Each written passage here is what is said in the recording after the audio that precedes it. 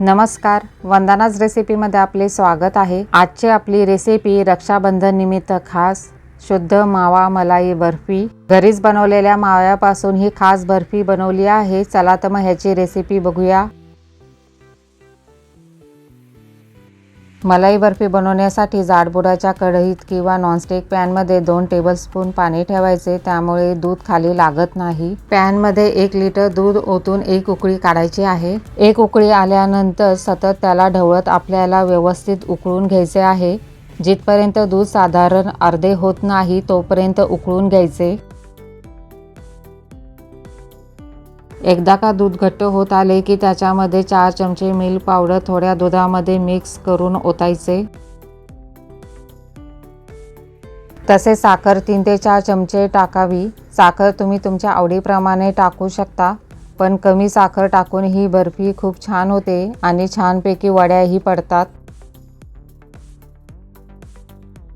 आता त्यात थोड्या केशराच्या काड्या, 1 चमचा वेलची पूड आणि आवडीप्रमाणे ड्रायफ्रूटचे बारीक पावडर टाकावी। जेव्हा हे दूध माव्यासारखे घट्ट होईल त्यावेळेस गॅस बंद करायचा आहे।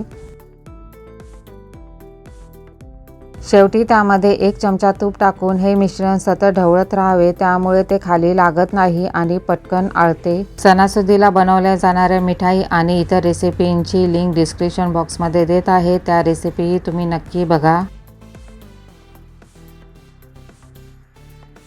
केक पॅनमध्ये बटर पेपर ठेवून त्यावर हे होममेड मलाई बर्फीचे मिश्रण ओतावे। साधारण रूम टेम्परेचरला 2 तास हे सुकू द्यावे।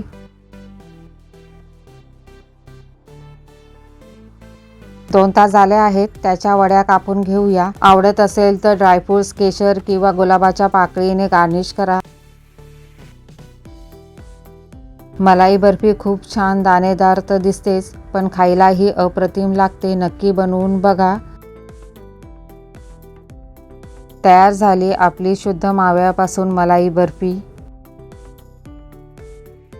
मलाई बर्फीची रेसिपी आवडली असेल तर लाईक करा, शेअर करा, सबस्क्राईब करा, तसेच बेल आयकॉनलाही प्रेस करायला विसरू नका। चॅनलला भेट द्या। धन्यवाद।